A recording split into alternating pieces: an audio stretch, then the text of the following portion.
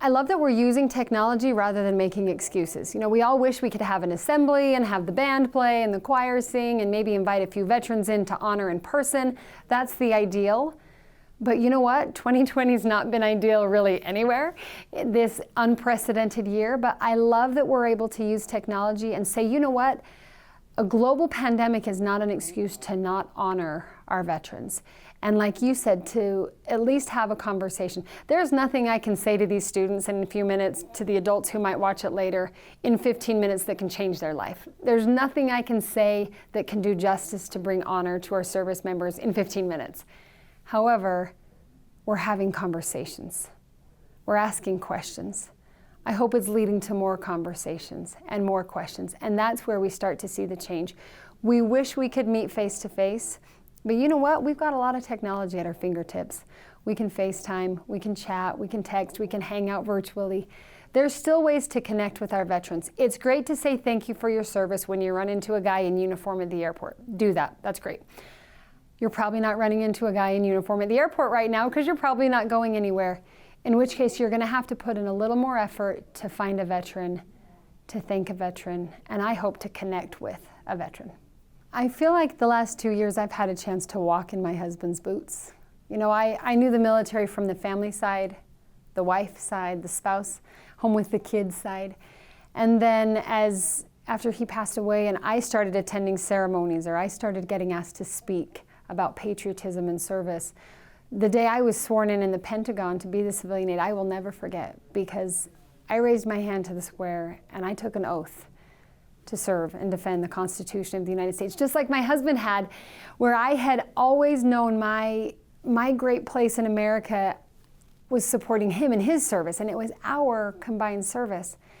And so now I feel like this is just a way for me to continue that. It's still our service. You know, all these opportunities I've had since he died, I have because of him. I know that. And that's why on Veterans Day, I love honoring service members.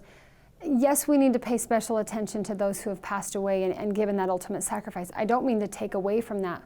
But my husband's life as a soldier, his service is so much more than just the way and the day he died. That's one part, that's one detail.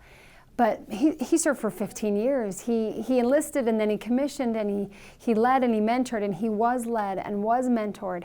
And so for me now to be able to take that shared passion, I joke around, but I'm not joking. I say, I am us. You know, this isn't just Jennie Taylor. I'm clearly not pretending to be Brent Taylor, but I am us. We spent 15 years together devoted in service to this country, to our communities, and to our God. That didn't change the day he died. The details of it changed, the face of it changed, but the passion and the feeling inside. I say all the time when I speak, long before Brent and I knew and loved each other, we both knew we loved America. And as cheesy as that sounds, I promise you it's true. It's what drew us together. I remember being set up with him on a blind date, and he told me he'd founded the Constitution Club at BYU. I thought, oh my gosh, this kid's more patriotic than me. Wait a second, I'm like the most patriotic person I know, and yet this kid's even more patriotic. And I loved that. I loved that he loved our country. Every time the call for him to serve came, it was never a question of, oh, should you go? Should you try to get out of it? But what about ... The call to serve came, and he and I both said yes. And it was a family affair then, and it continues to be a family affair now. I think a couple things need to be done here in America for us to be able to get the optimism back and kind of that feeling of proud to be an American.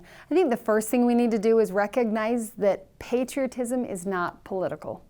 It does not need to have anything to do with your politics.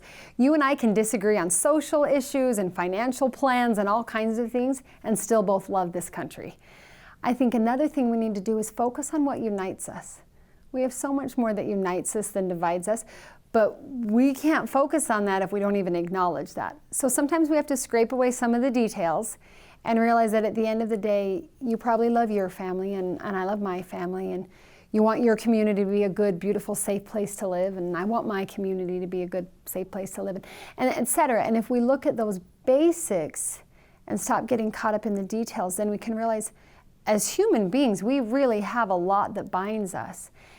And then I am completely optimistic about the future of this country. I know we've got ups and downs. I know we've got bumps in the road. COVID seems to have put a magnifying glass on all of that, just everything happening. But the number one thing I think people can do if they feel discouraged or disheartened about this country is learn more about our past. We've weathered storms before.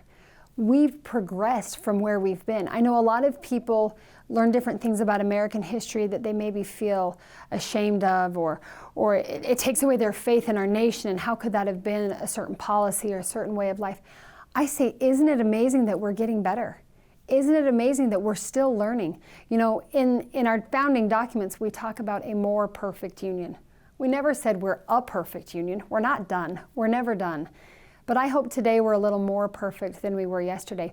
But you can't remember how to be better today if you don't know the history. So read about other presidential elections that have also been contentious. Read about other wars that we've made it through. Read about economic crises that somehow we've survived. And again, scrape away all the details, and what you realize is the greatness of America is in the goodness of her people. I can be a good mom today.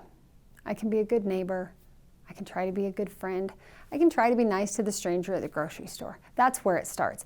And little by little, as we connect with each other, even in a socially distant world, as we scrape away those details, we'll realize there really is so much more that unites us. Then my passion for our future is our youth. When I walk through this high school and miss it so much, I love being home with my kids, and I love that world that I'm in. But I love teaching the youth because they are our future. If you're discouraged about our future, come spend some time in a high school class. Talk to these kids, listen to their ideas, listen to their energy, ask them about their dreams and their ambitions, and then kind of get out of their way. They're really going to be what I call the next greatest generation. We pay a lot of respect to the greatest generation from World War II, and we should. But they're passing away very quickly. They're reaching an age, most of them are already gone. The rest of them will not be with us much longer.